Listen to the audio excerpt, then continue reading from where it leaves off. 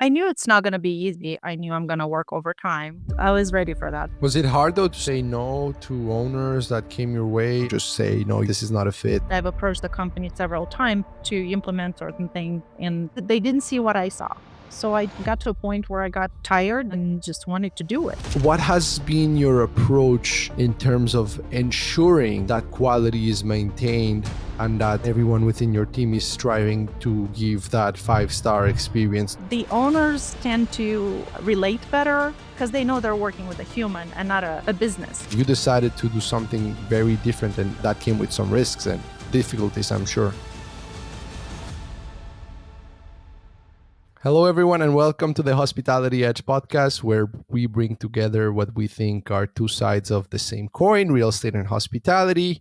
And really, the idea of this podcast is to bring together entrepreneurs, operators, property managers, investors, and really leaders in this space, so they can tell us about their stories, and we can learn something about those stories, whether that's what they did right or whether that is what they could have done differently, and so that we don't end up making the same mistakes.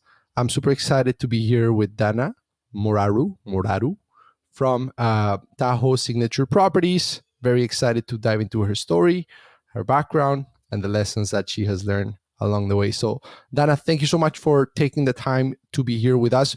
Where are you based? Thank you for having me. I'm in Lake Tahoe, California. We manage about 50 high-end properties and have been in business for about 12 years now. Amazing. So we're gonna get into how you got started, and then we're gonna get into the lessons that you have learned along the way. So first of all, 50 properties now, high end properties and whatnot. What was the beginning of this journey? Can you take us back to the very beginning? How did you get started in the hospitality industry? Probably like everybody else, right? By accident, maybe. Um, Me and my husband moved to United States in 2007. Shortly after, I was hired by a local property management company. It was assist to sell at the time, to do their accounting. And a couple of years into it, the company sold and to a larger corporation, where my position was taken away from me, but I did stay as assistant to the manager, to the office manager. And so was doing quite a bit of everything, right? From reservations to, because we had a mix of vacation rentals and long-term rentals. And then a couple years into it, the manager of that office got sick, and I was left alone. And so there's a lot going on and a lot on my plate. But I was definitely seeing, I think from the number of homes we had at the time, we had only a handful of vacation rentals, about 60, I would say. And they were kind of a mix: vacation rentals in the summer, ski leases in the winter. And we had, I'm not going to say a robust website, because the websites back then weren't really available for booking. So I was approaching the company, hey, let's get the website going. We need to accept credit cards, and VRBO was approaching us to list on their site. And so I could see a future in it, but the company wasn't really budging, or not seeing really the potential, because they were mainly doing long term across the board. So I came home one evening and I told my husband, I think I want to start my own company. And he looks at me and goes, go for it. I will support you with everything I can. He's like, I obviously don't know anything about it, but whatever you need help, I'll be there. And that was huge, because I was 20, 26 maybe at the time. What? 28. Sorry. Doing math backwards. So I don't know, starting your own business with where I'm coming from was huge for me. So we went for it. And 12 years down the line, and here we are. I've learned a Wow. lot throughout, for sure. Let me dig a little bit deeper on that particular decision. It is it is a big deal, right? The American dream, right? Maybe I'm not from America. I'm not from the U.S. Originally, I immigrated to, in my case, Canada, and I look around and I'm fascinated by the opportunities, right? Like how easy it is to start a Right. business, how easy it is to grow a business. I mean, we say easy, and it's not easy, but at least you can do it, right? You have the option to Exactly. do it. So, can you give us some context as to why, for you specifically, this was such a big deal? The idea of being able to start your own company and launch it on your own. Well, where I come from, opening a business is not an easy task. Um, Legalities, and I think things have changed, but at the time, that was, 17 years ago, um, having a small business was not easy because we still had at the time, communists running the country and all that. So lots of, bribery going on, and legalities weren't there. So it would be a dream for many people, but not in my country back home. As I said, things have changed a lot, and Hmm. I think it's more doable now, but not at the time. And really, for us, we um, moved here just the two of us without family, so there was not much support as far as financially or any other type of support, right? So we had to figure out on our own, which meant, the initial investment and everything, we had to do it. So that's the other part to it, right? Coming from, I don't want to say nothing, but a couple $100 in the pocket, and let's get on a plane and see what America is all about, right? So that's kind of the other part. Um, Wow. coming up, And coming up with the resources was, yeah, part of it. mhm, for sure. And I can see like someone going through, I don't know what you had to go through to get to the US, but you hear crazy stories, right? And you could almost decide to take one of two routes. And on one side, and I might be generalizing here, but a lot of immigrants, I myself included, tend to be very traditional, right? Like, you're always told to follow a certain path and go to school, and once you find a good job, like, keep it and don't think about messing up with it, and don't ask for a raise and this and that. Like, it's very Right. conservative in a lot of ways. So a lot of people could have come here and maybe in your position, you have this opportunity, you're working with this company. Like, what do you think pushed you to want to decide that, despite where you were coming from, despite being in a maybe comfortable position, in the sense that you at least had a Job. consistent source of income, you had a job. What do you think pushed you specifically to say, you know what, I want to do this for on my own? Was there something in you that you think made you want to go that route, rather than just stay in the comfort zone of the job you had? I could see that, because at the time, as I said, the company only had about 50 homes, and I could see a future. And so a future, and also I could see the opportunity there, if certain things were implemented. And as I said, I've approached the company several times to implement certain things, and just they didn't see it. They didn't see what I saw. So I just, got to a point where I got um, tired, and just wanted to do it. Yeah, we went Hmm. for it.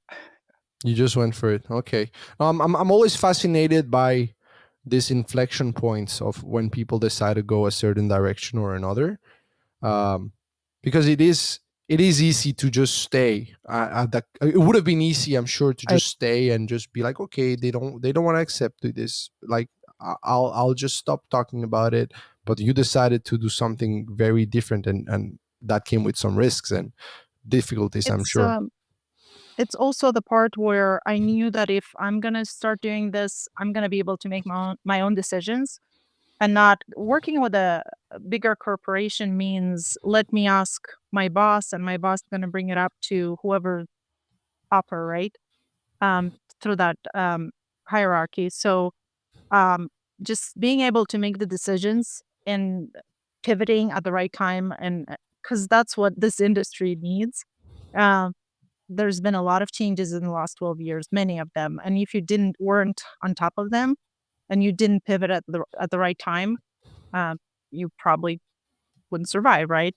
So, um, I knew that with the company I was at the time, it's not gonna happen. So that was the other, decision, a factor for me where I guess, what pushed me too was that I knew if I'm gonna be my own boss, I'm gonna be able to just take those decisions on the spot and move forward, not have to wait for someone else to give me the approval. Hmm.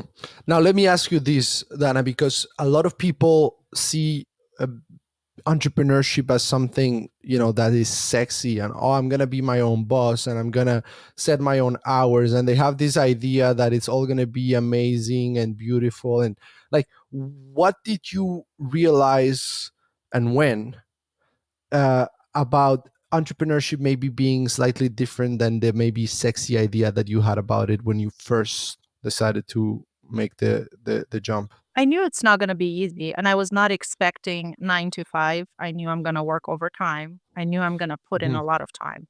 I was ready for that. That was not the, You um were ready for that. it did not scare me off one bit, but the here's what comes with that. You know what you're working for, right?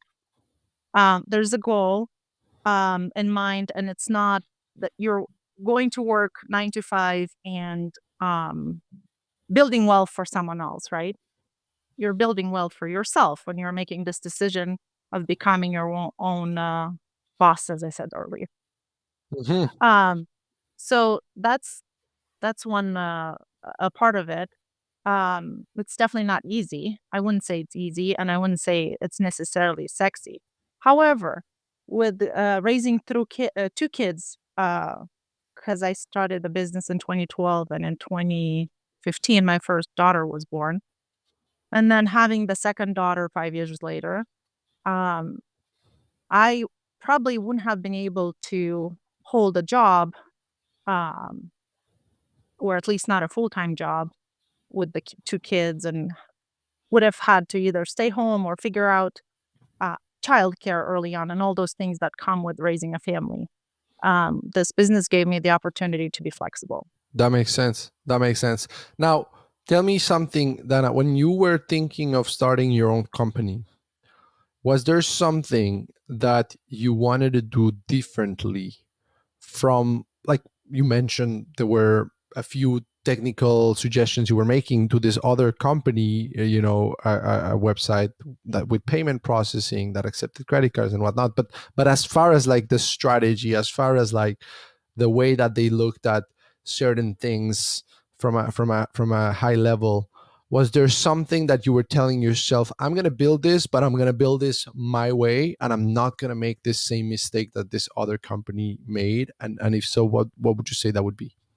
Definitely. So the idea of, having an inspector in-house was something that came to mind early on. At the time, we were heavily relying on the housekeepers, and I remember, I don't remember inspecting a vacation house once back then.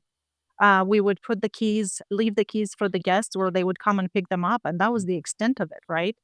Um, with the previous company that sold, they would put together cute little gift baskets, and I think that's where my, foundation of what it means to be a good host started. Really, was with Ken and Karen that owned the Sis to Sell at the time. We're still friends to this day. They really taught me the, value of customers, of, how to take care of a customer, Mhm. and really, how to take care of your guests. So it started with them.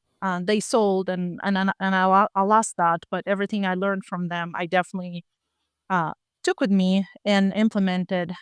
Um, I also had a different idea of how, again, from foundationally, this came from Ken and Karen, but how I want to take care of my clients, how I want my owners to feel, how I want my guests to feel when they stay with us, when they book to us, what that process is going to look like. So from day one, I had clear expectations and clear direction as far as that goes. I knew I want to offer exceptional service for homeowners and also for guests, and that's the number one really goal.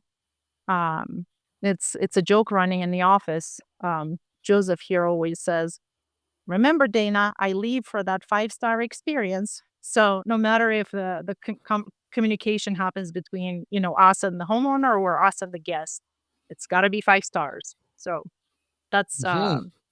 that's definitely being a priority and at the top of. And then obviously this trickles down to the tools you implement, all the technology you put in place, because you want your guests to have a easy um, their journey with you. You want it to be flawless from beginning to end, right? So you think about all the stages of uh, the guest communication and their experience and booking process, and then there is a window, obviously, from the booking until they stay with us. What is it that they get from the company in between? Just recently, I booked a stay with I don't remember the company, and I won't say names, obviously, but I booked a stay for a bachelorette party for my friend. And I booked the house in August, I believe, or summer, August, September. And the stay was until February. I think it was January that I realized, shoot, I booked that house, but I don't remember receiving anything. I know I got a confirmation for the payment, right? But it was a masked email address. It's a software company that they don't use we have a rentals at Tahoe Signature Properties.com, right? So for me as a guest, if I remember the company, the name of the company, and normally it's easy for me to find, right? My communication. You just do a search. I knew the name of the company, but nothing was coming up. So I kind of went through this frenzy of, oh my goodness, do I still have a booking with them? What's happening? Am I going? Everybody relies on me for the house, right? Finally, a couple hours into it, I figured it out. I talked to them and everything. But imagine if I got some communication meanwhile, right? Hey, this is what you can expect during your stay, or here are some things to know about the place you're going to. We stayed in Sedona, so couple hikes, or I don't know, just some suggestions. So I'm kept in a loop, and I know I'm getting communication from this company. Um, and then through, I guess staying with us, and then checking out, and what is that experience like? And anyhow, so the whole process is something that we constantly what's the word? We constantly improve on, and always keep an eye on. If we hear any suggestions from a guest, let's include that. Let's make sure that that's included, so the next guest that comes along already has it, and they don't have Mhm. to reach out for it. So it's always been, and it's always work in progress. Obviously, you can always improve, but that's yeah, the five That star makes sense. experience. It's definitely a running theme here. Yeah. Interesting, interesting. And so on that note of the 5-star experience, I think everyone talks about wanting to give a 5-star experience, but the part that's difficult is putting it in practice, right? Putting it in practice, especially when you're looking at now having a team that you have to train on these same standards that maybe are very common sense to you, but maybe not necessarily so to them. So what has been your approach, and how has that approach evolved with time in terms of ensuring that that quality is maintained, and that you and everyone within your team is striving to give that 5-star experience to both guests and owners? It's definitely hands-on. Being hands-on, I mean, and training your team properly. And also, so I don't know, every week, normally it's on Wednesday because it's a slow day for me. I will go through our reviews and just do a quick dive through and see what is it that the guests are saying. Is there anything? And then we meet with the team and we go through the same. Hey, what how was last week? Uh, is there anything that came up? And then a couple of things happened there. If we notice a pattern, obviously it needs to be fixed, and there is something that needs to be addressed, it gets addressed, and then the team's aware, and then we keep on top of that, because certain things only come up certain times, right? It's not. we work with seasons here. So we have certain things that happen in the winter that don't happen in the summer, and vice versa. So keeping communication going with the team helps quite a bit with that. And yeah, and good training, really having good training, and it's always evolving. So the meeting with the team and keeping them keeping everybody in a cohesive, I guess, environment, and helps quite a bit.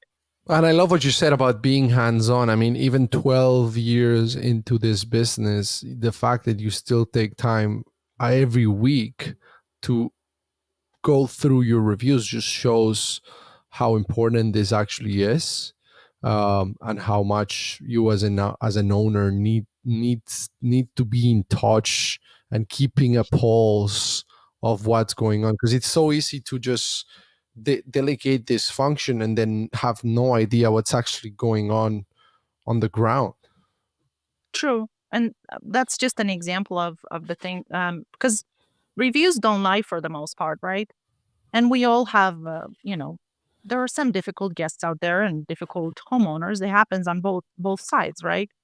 But for the most part, if you run a good operation, then things run smoothly, and Hmm. we've been lucky. Now let's go back to that, decision to start this business, and what happened right after. Like, you're out there, you're looking for your first, few owners. Um, how do you find your first few owners? What's your first few hires? Like, is it just you at first, or did you Oh, have your husband helping? Like, what did it look like at the very very beginning, and what were you trying to focus on at that stage? it was not easy. It wasn't. Getting starting with nothing. I mean, yeah, it was interesting. I got a list from a realtor friend of homeowners in the area. And at the time, luckily, we didn't have any short term rental regulations. So we reach out to whoever you want to, right? Because right now we do, and you can only approach people with permits pretty much. Back in the days, you just had it. Now I'm realizing how easy we had it from that Mm. perspective.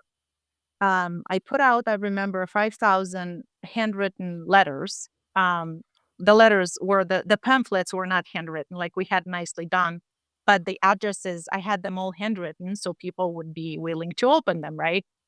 And from that first batch, we got one homeowner. Um, the Wow. very first, yeah, the very first homeowner were some friends of ours who had a big, beautiful house, but they also had some apartments attached to the house that they wanted to rent out. So they gave me their apartments, and then I got this new homeowner. And the next thing I know, I have 3 homes now on my website. So then little by little, things started moving, and, I think for the most part, after that point, everybody that we onboarded was, found us through the website.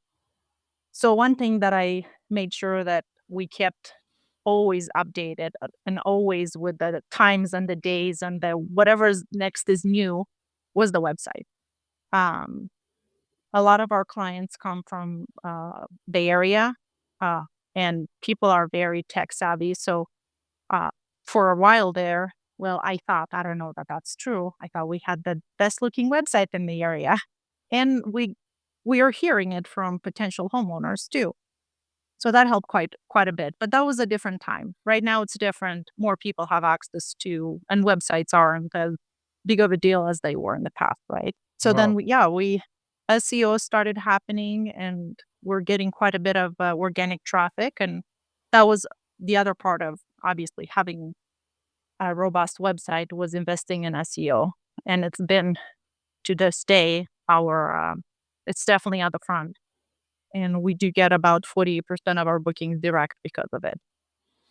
Very impressive. Very impressive. So you were ahead of the game in so many ways, because this whole idea of, I mean, I can only assume that back then there was no company that was dedicated to helping property managers, add more inventory and more properties. Now there's companies No. doing that, and talking about how to do it and whatnot. But in your case, this idea of the 5,000, handwritten notes. This is something that you just kind of came up with at the moment.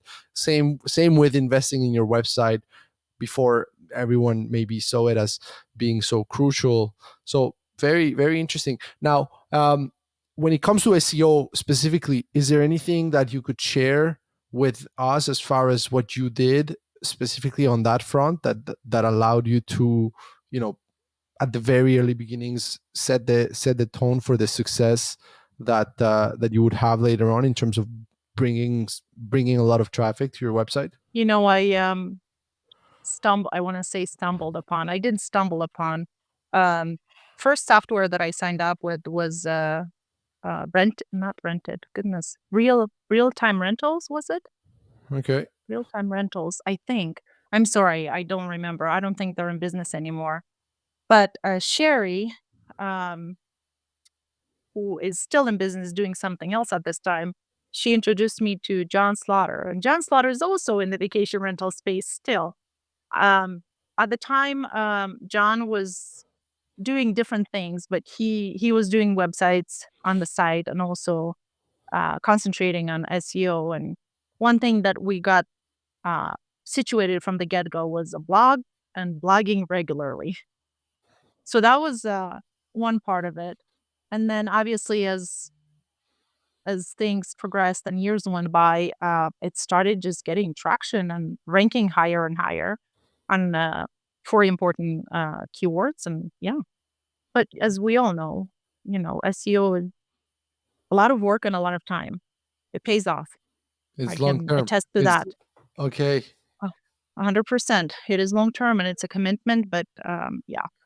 It does pay off. Oh, that's all. That's awesome. Now, what was your first important hire? My assistant, I guess. But at the time, it was my assistant because there weren't really any roles uh, designated or any, yeah, because I was doing everything in the beginning, right? Hmm. First person I was hired was my friend, and she took over reservation and guest communication. So that was her primary job, and then communicating with the vendors. And then I kept homeowner communication for me, still do, and the accounting and websites and advertising and everything else that comes with it, right? So yeah, Hmm. and Okay. then the two of us did it for a few years, and I think it was maybe year 5 or 6 that I hired another person, and so on. So yeah, So for 5 years, there were two of you. no, I would say for about 3 years it was just me and my husband, Uh-huh. because um, growing organically and not buying a company as many Yeah. do when they start out, right? Or not having a realtor friend that keeps giving you leads and sending you clients. Hmm. We took on homes slowly. I think when I had my daughter, so that would have been 3 years into it. We had about 16 homes, and 16 homes.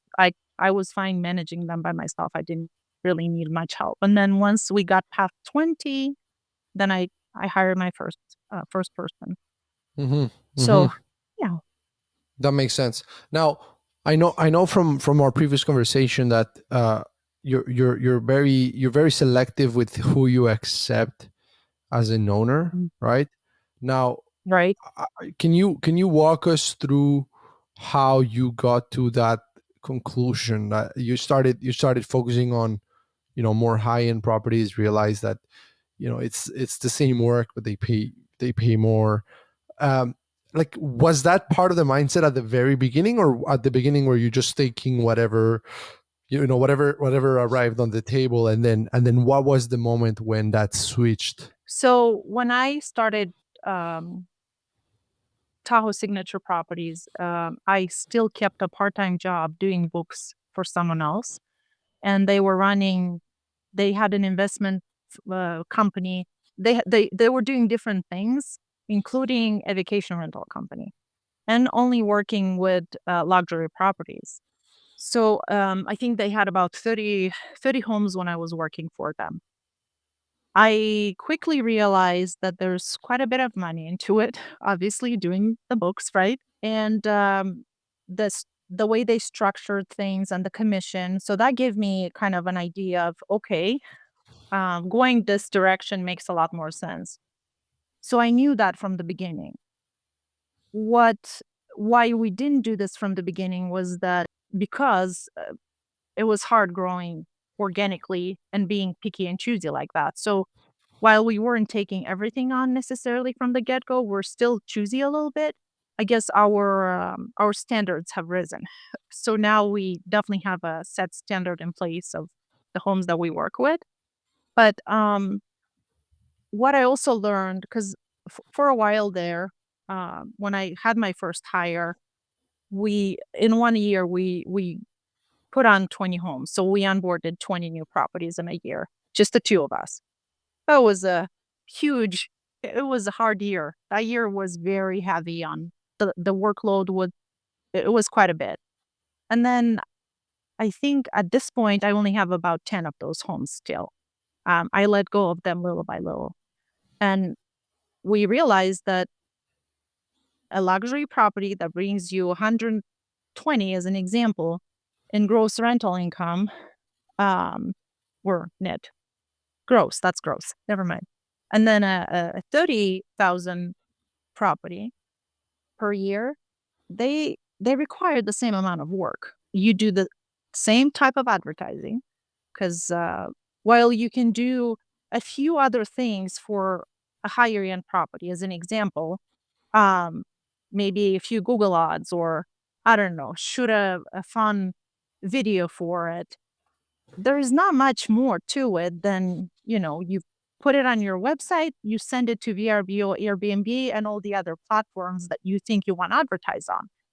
Process is the same, bookings come through the same. You use the same process with your reservations team. So there isn't much different. The process is pretty much the same across, but one can bring you 120 and the other only 30,000 per year. So that was an easy choice right there. Um, so we slowly started pivoting towards higher end properties. Was it hard though to start to say no to owners that came your way, and you were like, well, it's 30,000, but it's 30,000 we don't have. I could say yes. Like how did you train yourself to be able to start to actually just say no? You know what? This is not a fit. You know what I realized that was harder for me to do is to say goodbye to a homeowner that I developed a relationship with Hmm. than saying no from the get go. I Okay. had to say bye to a few people that really it wasn't necessarily that they weren't good owners or because you do start developing that relationship with your homeowners. So that part I realized that I don't want to do that anymore. And while I still have to do it once in a while, because believe it or not, my picker is still not 100%. Um, Sometimes we onboard someone and realize we're not going to be able to work together, and we just have to let go of that relationship. But it's not as many at this point because we really make sure that we dial in on the right property and also the right homeowner to work with. So Hmm. it's So definitely easier to say no in the make the beginning. hard decision, exactly. Make the hard decision at the beginning, so it's not even harder than that when you have to let them go after you've already built a relationship. Uh, and talking about relationships, you and I were talking, and I was asking what were some of the things that have changed, that you have started to focus more and more on, and you mentioned this interesting concept of going from a relationship where you're a business talking to a business type of thing, and transitioning towards something where you're a human to human, human Mhm. talking from human to human, specifically as it relates to improving your homeowner relations. What has changed in the way that you maintain those homeowner relations with time that has gotten you to that approach now, where you try to have a human to human relationship as much as possible? It's I don't know if this applies for everybody, but being professional, right? We all try to be professional and having certain standards in the way we communicate and the way we, and then you are also a person, right? A human being. Um, for a while there, I thought that the more professional I'm gonna be, the better I'm gonna run things, and the better I'm gonna present myself to my homeowner and the outside world. And I was missing out the piece of getting to know people. And because, when you keep it cut and dry, you don't really get to know much of, you hear things, you get to know your homeowners from communications you have. And okay, this homeowner has a family and they love traveling and they love doing this and that. But that's the extent of it. Once you start putting, I guess, taking some of those walls down, and really starting to get to know your homeowners, the relationship changes. Um, Two things that were a little bit of an eye opener for me. And this happened, imagine or not too long ago. I have this homeowner that we've had his house on the market for probably about 10 years now, on the market in our inventory. And he's the most amazing human being you can imagine. Always very nice and outgoing. And hey, Dana, how are you doing? And so I had this, gotta keep it professional. I can't give out too much information, right? And then I was in a hospital. I remember first time with my daughter. I was just gave birth to her, and something was amiss at his house. And he called me and he goes, "Hey, Dana, we got up and this happened, and I just wanted you to know." I'm like, "Oh my goodness, I'm so sorry. I'm actually we still at the hospital. We just gave birth and coming home in a few days, and I'll make sure that it's taken care of." "Oh boy, I'm so sorry for bothering you." And anyhow, so what I noticed is that me trying to keep it to all that professional and high standards was hurting me to a certain point, right? Once I started opening up more and being more, showing my human side, uh, the owners tend to relate better because they know they're working with a human and not a business. So um, we started shifting things a little bit with reaching out to homeowners, and just calling them and, hey, how are things going? Just wanting to touch base and see, is there anything you'd like us to do different? Was there anything you have that you'd like to bring up to us? Because a couple of things happened there. You show them that you care. You also give them the opportunity to actually tell you if there's something that they want to bring up to you. And Hmm. because I noticed a lot of times homeowners would come to a house and, "Oh, everything's fine, just this thing that's bugging me. Oh, I won't say anything." They come the second time. "Again, it's this thing that's been bugging me, but I don't have time to bring it up." So they keep, and it keeps building, right? And it's probably something minor if they don't feel like bringing it up. But if you come up so many times, then at some point you just explode. So us reaching out to them to give them that opportunity to open up, helps quite a bit. For the most part, and this is the other part that was an eye opener for me. "Oh my God, thank you guys so much. You've been amazing." So for the most part, this is the feedback we get. It's very a handful of homeowners that have even anything to bring up. But it's also good for me to hear that. It's good for my team to know that, hey, we're actually valued. And this is what our homeowners have said, because I share all that with the team after I have the conversation. Or this time around, I'm getting ready to make phone calls because our slow season's coming up. During springtime, uh, this year, Joseph did all the phone calls to the homeowners, and the feedback was amazing at the time as well. So it also gives you a, because in, imagine or not, but in hospitality, you only hear about what's wrong, right? For the most part, because those are the only times that either your guests reach out or homeowners reach out. So getting that positive feedback is definitely a team, what is it called? Morale boost? Yeah, I think Hmm. it Yeah. helps boost morale for the team, and it helps me as well. So yeah. Interesting. Yeah, and the fact that you are letting that human side be seen, all of a sudden the owner can relate and can maybe even be more understanding with with certain things. um, that's very interesting. Now, talking about homeowner relations, one of the things that's difficult when I hear people that go from, just let's say regular type properties, and now they go into, higher end properties, uh, is the homeowner education that can come with it, especially as it relates to pricing flexibility. And I want to get your thoughts on this because you went through that transition. Like, you were working with, let's say, regular properties, and you went into more high end type properties. uh, what did you have to do to make sure that your owners understood the importance of giving you the pricing flexibility that you need to actually book their properties? And again, just to add some context, a lot of property managers think, oh, I'm just going to go into luxury, it's going to be amazing. But then they get into luxury, they realize that yes, the property might look amazing, but the owner is setting a minimum rate that is super high. It doesn't let, that minimum rate is not giving you competitiveness to go out there and get the property booked. But because the property is so high end, the owner is very emotionally attached to that property, and so you end up never, being able to book the property. So you make the same money or even less than you would have made with the normal property that does want to rent. Was that a thing for you? Was that an issue, or you just, yeah, how did you approach that? It comes up. I have two things to bring up there. Obviously, when you take on a new homeowner, there's the education piece that comes with it.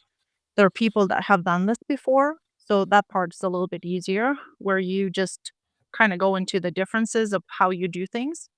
Um, Not differences, but how you do things compared to other companies, maybe, or the company they're coming from, right? Mm-hmm. And then, you might be going into revenue management and how you do that and what the expectations should be.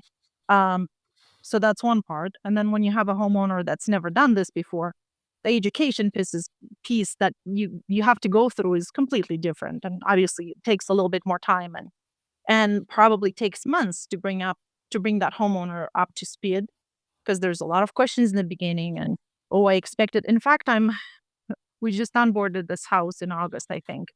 And it's a beautiful luxury property in a beautiful community. While the homeowners were building the property, they rented homes in that community. So they were expecting 2,000 per night for the house. Well, guess what? Something has changed from 2 years ago, right? Everybody across the globe had across the board and in our industry had to drop ADR because of, where we are as far as the economy goes, and things have shifted. And she's getting it a little bit, but still struggling with the whole idea that, oh, do I have to really rent it out for 1,100 now? I'm like, I'm so sorry. That is off season, but yes, you have to, because else there's no interest, there's no demand. It's not going to happen. I so we really have to do a good job of communicating, educating, and providing providing stats, and providing, go out and find the competition, and here's what the competition is pricing it at, and we're not off. And yeah, so it's a lot of that back and forth, but not with everybody. Obviously, you know, this January, me and my husband launched our own vacation rental house up here in Lake Tahoe. Um, and it is a higher end property because, that's what we do, right? Um, and while it did great during winter time, rates were great. It's a brand new property on the market. We went into summer. Guess what? We had to go below a number that we even thought we would. Didn't feel comfortable. We had to do it. Couple things.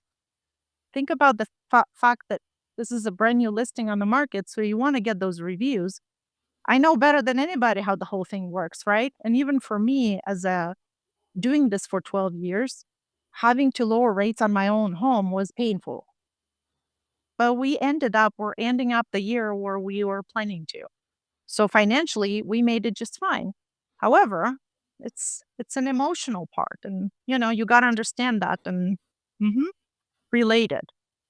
Going back So to human, right? Understanding that you're exactly. also talking with a human being and they're feeling certain things, and it's probably just about walking them through, what is it that they're feeling. And we're big believers at Angel Host on data and the importance of data.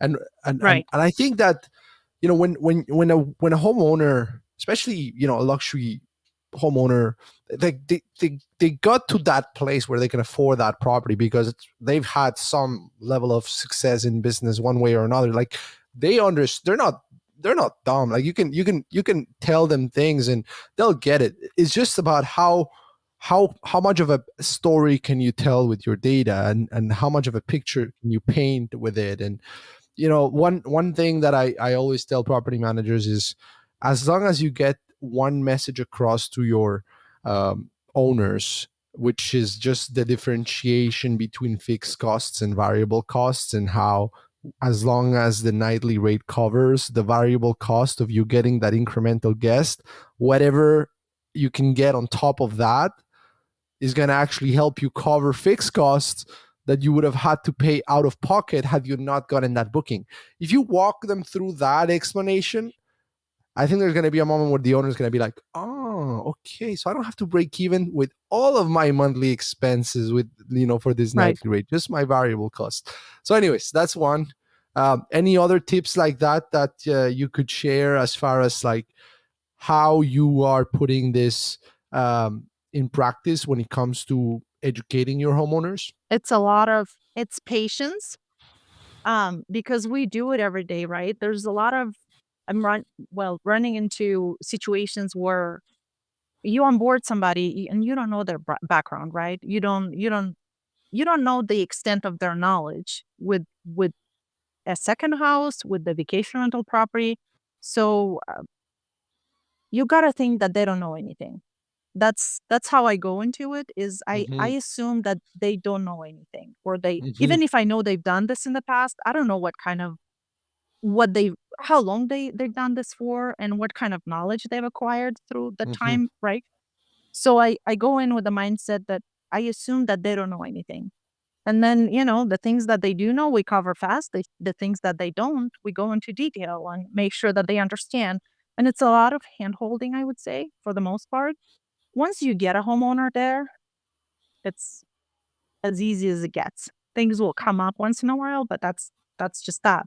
So the faster I think you get that homeowner to where they need to be, and having all the tools and understanding, and not just, the part of um pricing strategy, or but just everything really, from how to use your system, how to block their own dates. What's the process when I depart? What do you want me to do or not do? Do I call you for a cleaning, or does it? So everything really, then it's easy breezy after that. But providing them with tools and enough of them and enough information is definitely, um, that's the one thing that we um, try our best to do. And also, again, same as it goes with the guest communication. When something new comes up, oh, we haven't thought of that. Let's make sure we include it moving forward. So it's we always building on the package that we have for new homeowners, always adding on new things, because the more we do, the better equipped is the other coming, well, the new coming homeowner. So yeah, no, absolutely.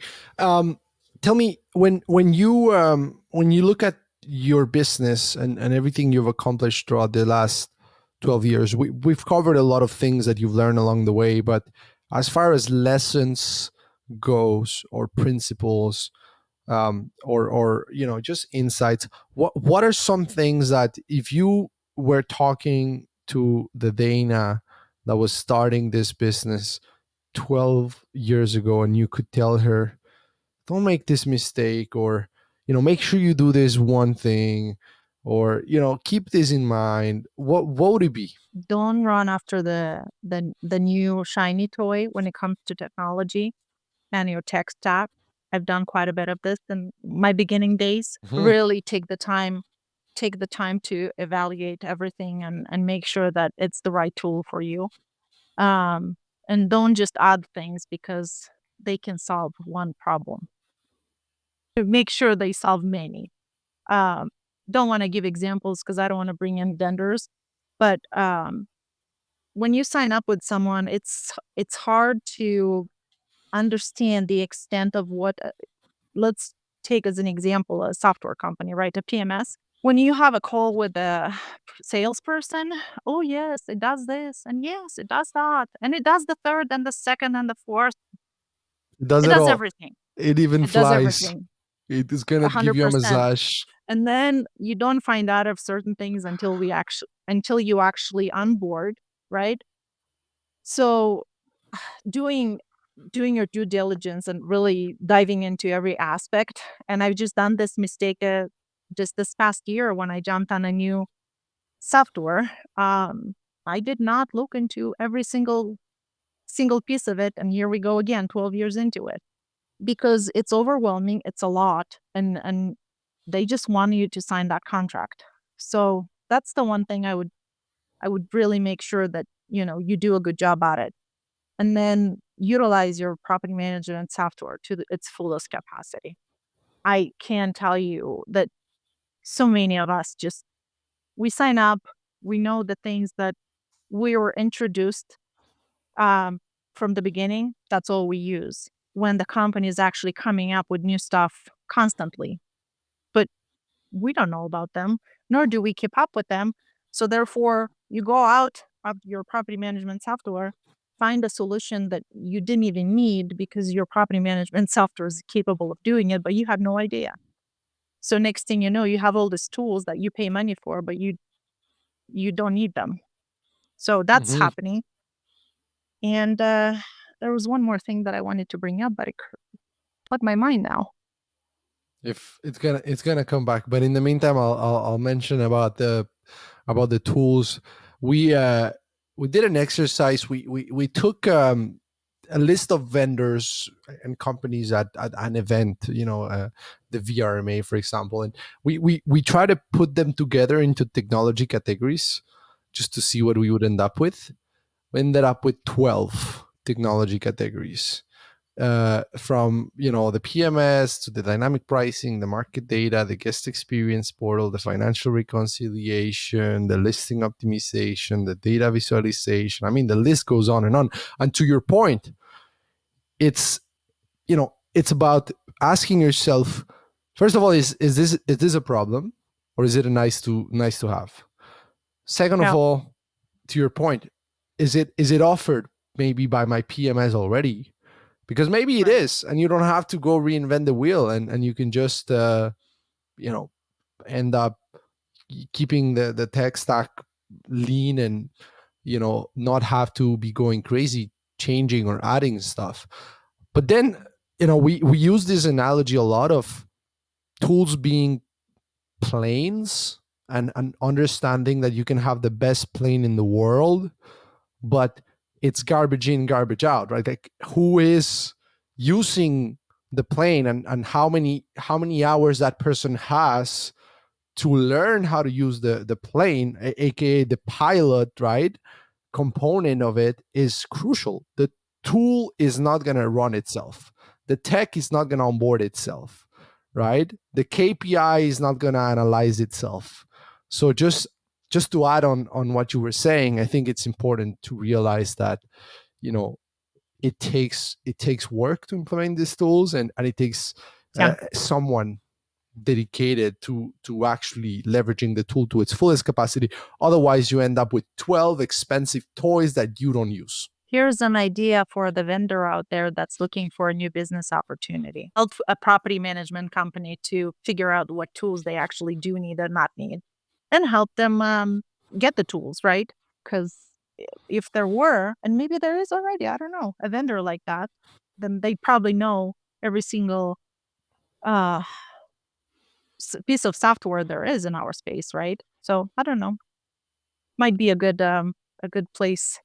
For Um, sure. A good idea. yeah, Good idea. Yeah. Like tech stack consultant. I've heard that with the PMSs. I've heard of a group forming around PMS expertise, PMS pros, I think they're called. And then they put together different, experts from that have actually used these tools from different sources and whatnot. So that's interesting. which is great. Final. yeah, final closing thoughts here, Dana. It's been great to have you on. What's ahead for Tahoe Signature Properties when you look at the future, when you look at the next 3-5 years?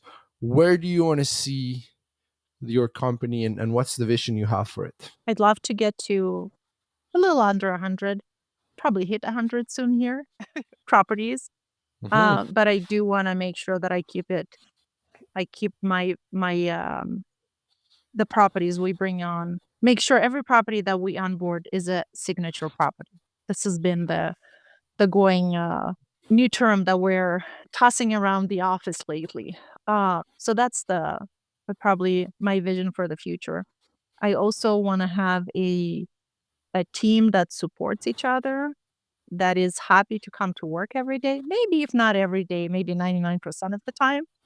Um, that enjoys being here, and it's not just here because of the paycheck. Um, a team that truly cares about hospitality and providing that level of service that I want to provide.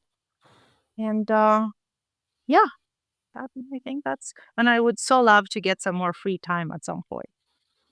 Oh yeah, that's for later. That's for later. That's the That's for that's personal, for 10 years from now. That's uh, gonna. that's a All right. personal goal, right? Yeah, Yeah. yeah, yeah. We all would love to have a little bit more of that. Hey, listen, I could keep you here for hours, and I'm not kidding. Because I find this very very interesting. Thank you so much, Dana, for Thank having you. taken the time. Where can people connect? Where can people learn more about your portfolio or inquire about your services? Tahoe Signature Properties.com. That's As it. easy as that. As easy as that. Yes. SEO, SEO. There you go. Amazing. 100%. Thank you so much, Dana. It was great to have you on. Thank you so much. Thank you for your time. Appreciate it.